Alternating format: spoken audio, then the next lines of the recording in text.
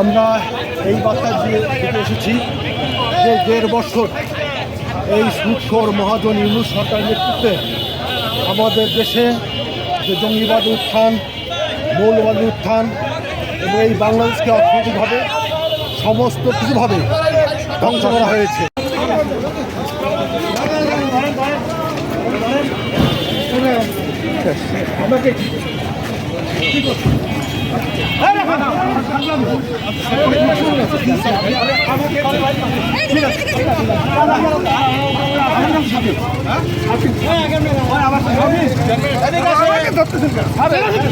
এমনি ফলার জন্য